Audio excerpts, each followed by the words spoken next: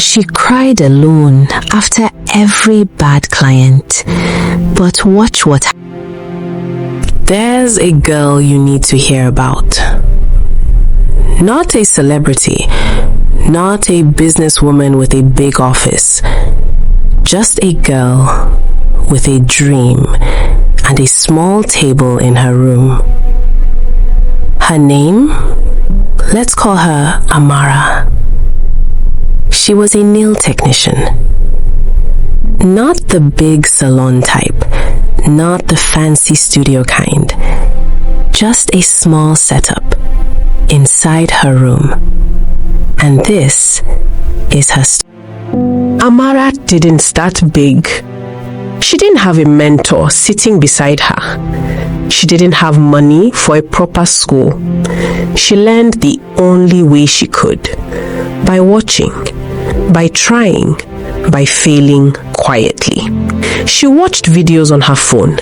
The screen cracked, the Wi-Fi slow, but she never stopped watching. She practiced on herself first, her own fingers, her own nails, sometimes good, sometimes messy, but always learning. Her friends were her first clients. They didn't pay, they didn't always compliment, but they showed up, and that was enough. But not everyone believed in her. Some people, even the ones closest to her, would say things like, "You're just wasting your time. Nails? That's not a real business. Who is going to pay you for that?" She heard it more than once. She smiled on the outside, but on the inside, those words sat heavy. Have you ever had someone doubt your dream? Not a stranger, but someone you actually know. That's a different kind of pain. It doesn't just sting, But then, one person showed up. Maybe it was a family member, maybe a close friend. It doesn't matter who, what matters is what they did. They believed in her. They didn't just say, "I support you." They showed it. They helped her get better tools. They encouraged her to take a short course. They reminded her, "You are not wasting your time." And sometimes, that's all it takes. One person, one moment of belief to change everything. With new tools and new energy, Amara got to work. She turned one corner of her room into her workspace. A table, a lamp, a small shelf of nail products.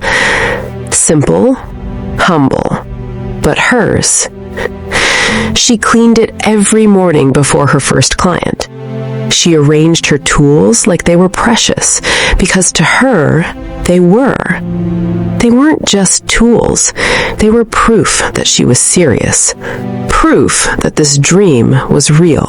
And then customers started coming.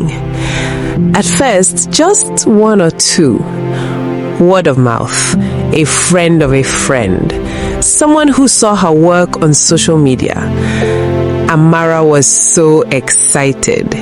She would wake up early, prepare everything the night before, practice the design on a nail tip 3 times before the client arrived.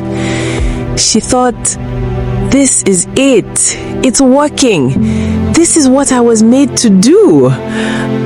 And for a moment, it felt like the beginning of something beautiful. But business was not as easy as she hoped.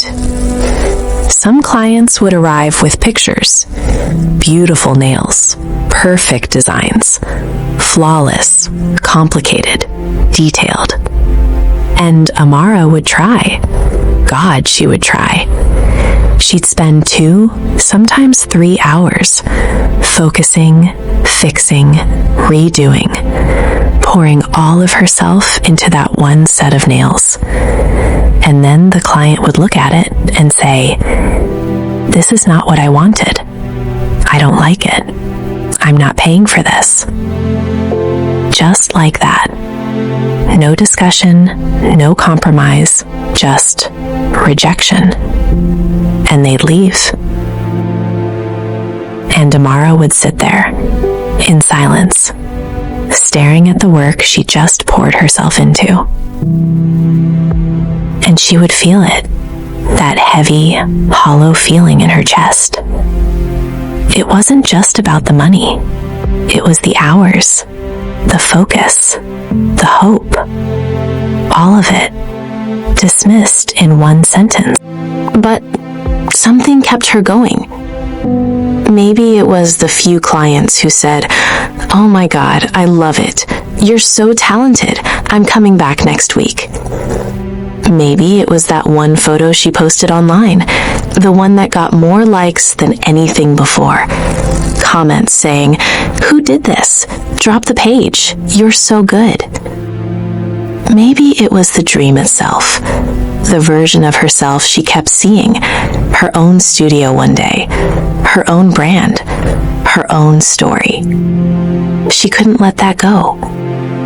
So she kept going.